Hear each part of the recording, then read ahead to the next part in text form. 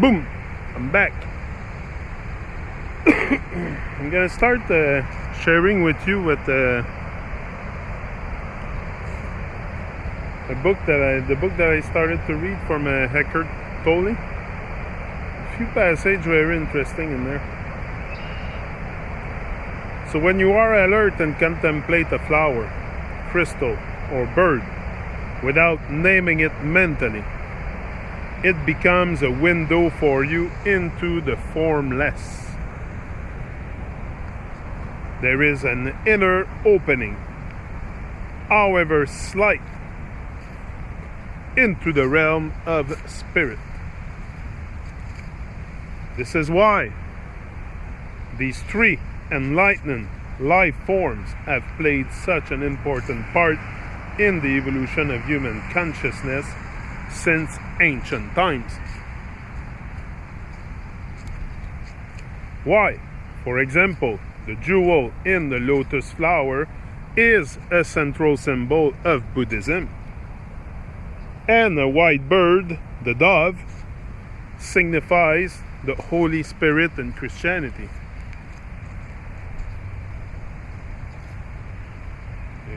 Sunset. They have been preparing the ground for a more profound shift in planetary consciousness that is destined to take place in the human species. This is the spiritual awakening that we are beginning to witness now. Is humanity ready for a transformation of consciousness? An inner flowering so radical and profound that compared to it, the flowering of plants, no matter how beautiful, is only a pale reflection? Can human beings lose the density of their conditioned mind structures and become like crystals or precious stones, so to speak, transparent to the light of consciousness?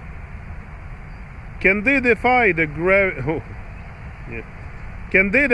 gravitational pull of materialism and materiality and rise above identification with form that keeps the ego in place and condemns them to imprisonment within their own personality? The possibility of such a transformation has been the central message of the great wisdom teachings of humankind.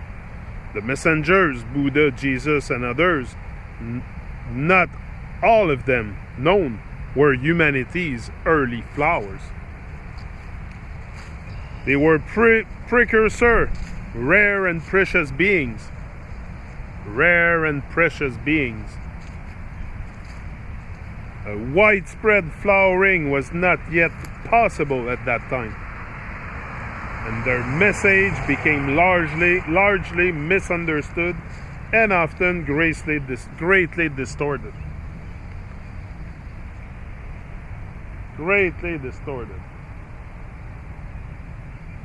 I came here to sun gaze. I said I'll do a video or two at the same time.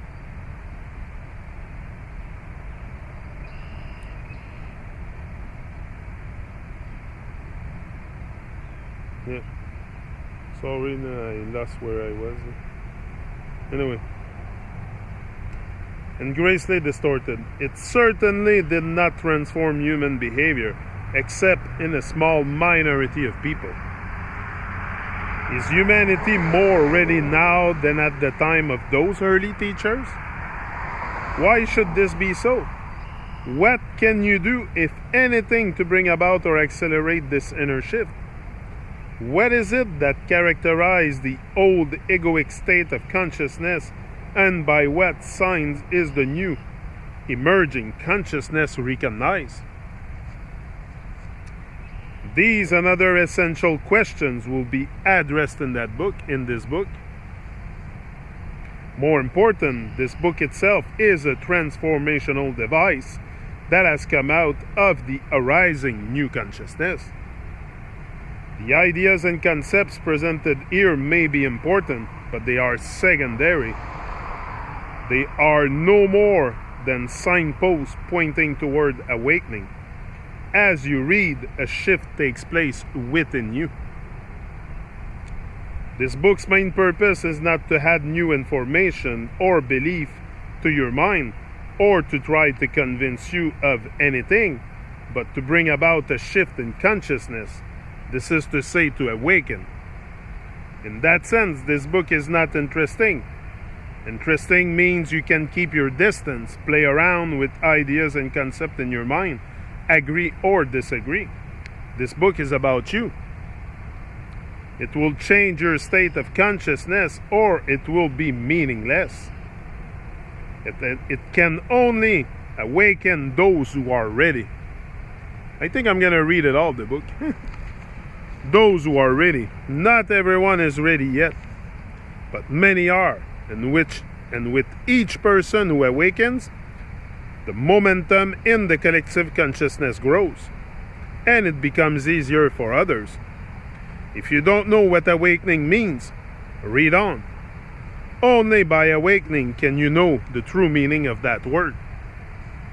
A glimpse is enough to initiate the awakening process, which is irreversible.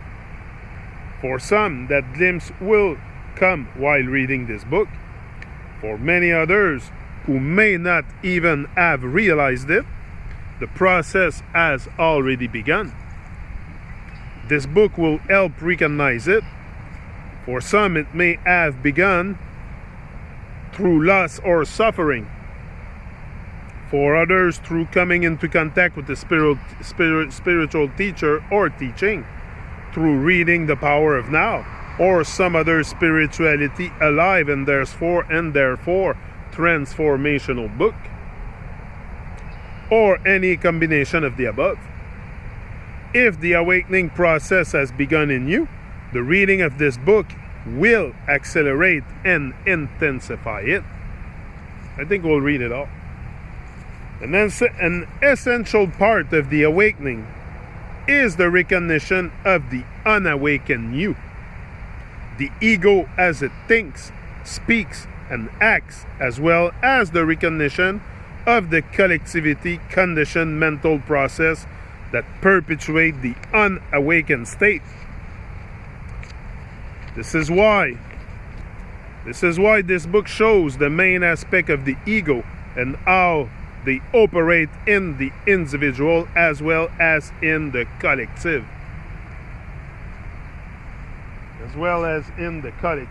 This is important for two related reasons.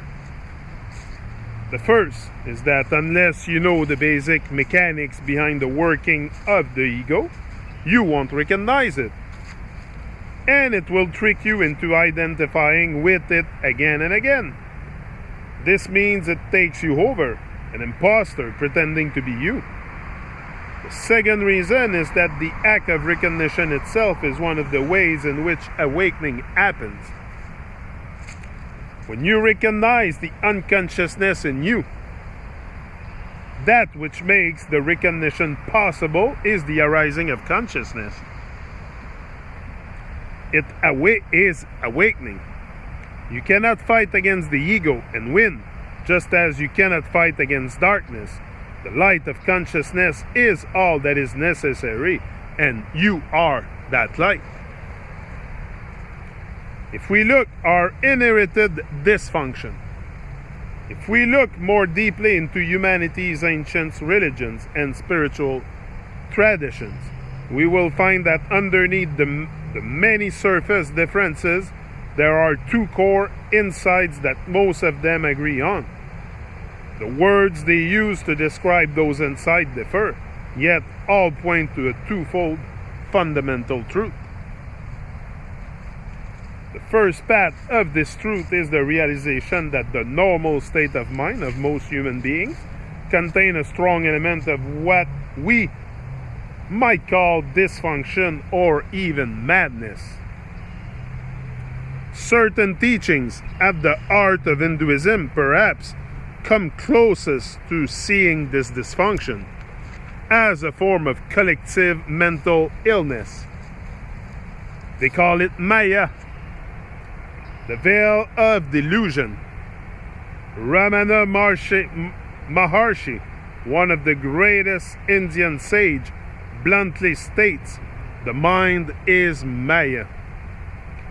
Buddhism uses different terms. According to the Buddha, the human mind in its normal states generates dukkha, which can be translated as suffering, unsatisfactoriness, or just plain misery.